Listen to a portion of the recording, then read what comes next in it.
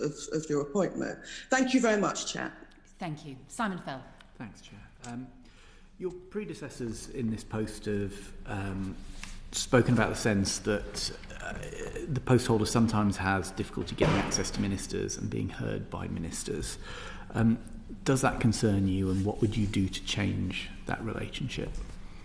It would concern me if in a few months' time I came to that conclusion. At the moment, I'm not concerned. I would expect to have a regular cadence of meetings with ministers, including the Home Secretary. I'd be surprised if I didn't. Certainly within the Ministry of Defence, I never had any difficulty at all, with accessing senior officials or getting into ministers' offices and discussing matters with them and briefing them on matters. I'd be very surprised if in a few months' time that was one of my concerns.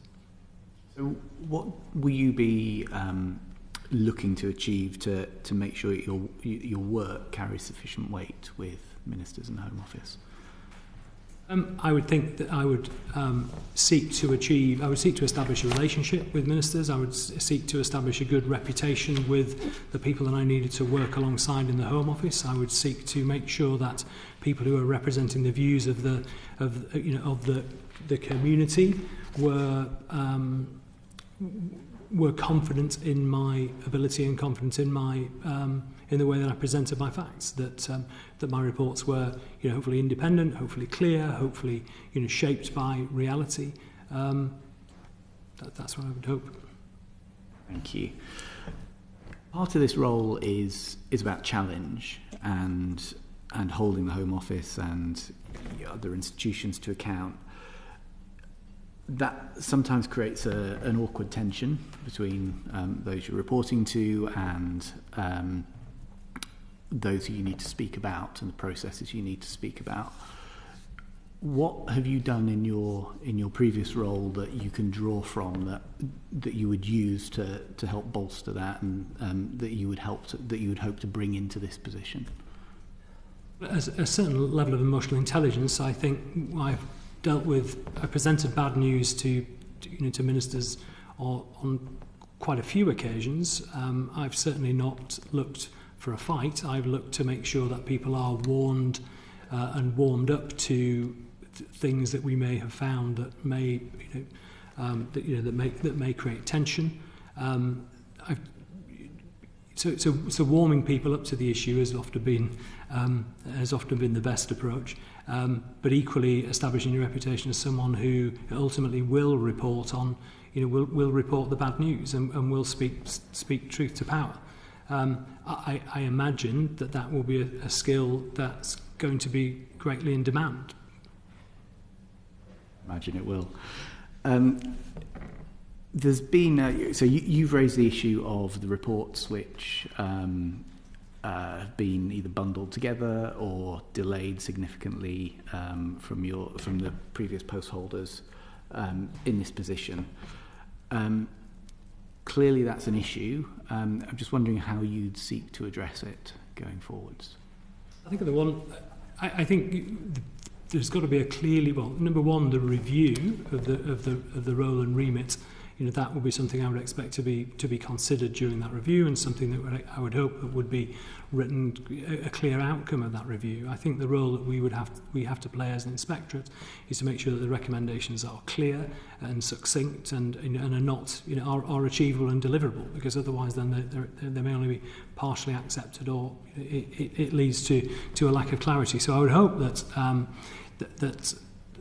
we would ensure that reports were nice and clear, and then if they weren't responded to on time, or there was a delay, or they were bundled together, that we will be able to challenge them on we will challenge the particular issue, rather than them being sort of obscured by being handled as one. I think the cadence or the routine of reports and how they're delivered and how they're responded to is key to the work.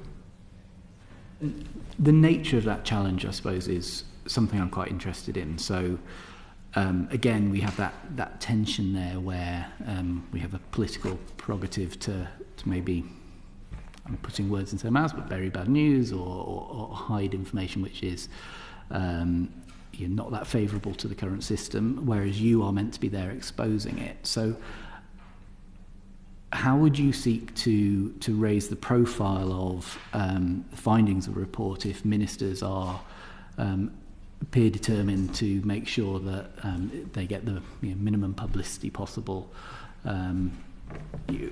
What channels and avenues would you use to put some heat under them? It'd be tempting to say that you go to the press, but that's not something that's been in any of my background. I would expect to achieve.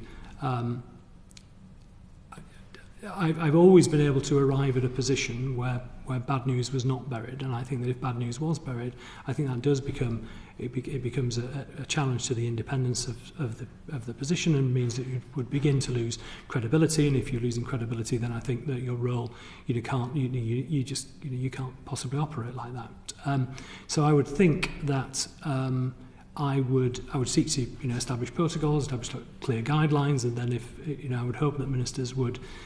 I would hope they would get to a position where reports were released and that they were not buried. I've not had any experience where I've failed in that regard, and ultimately, I would seek to, I would write to ministers, I would seek to make representations. But I'm aware that it's an issue, but I've not spoken to David Belt, the incumbent. I've not to understand the nuances of what it is. Is it a problem? Is it going to be a problem for me? I've not. I don't know at the moment. It's never been a problem in the past, and I don't see it being a problem in the future. Yeah. Okay. The reason I ask is that your predecessors have mentioned this. Wendy Williams in her report mentioned it, so it would appear to be a continual issue for this post holder. So there needs to be that challenge there to make sure that issues are being surfaced, and that challenge is there. Outside of these issues, what would you consider to be the main issues facing the independent chief inspector and his team going forwards? The main issues, I think that I can't identify what the main issues are at the moment until I've conducted my analysis, until I've understood. I think the main issues, I think key issues for the inspector are independence, our access, our resources, our focusing on the right questions, on focusing on being able to balance the views of all the parties in order to drive an inspection programme that produces proper that produces a good product that holds the department to account, holds the board agency to account. Thank you. Some further questions from me. So just to go back, I asked you earlier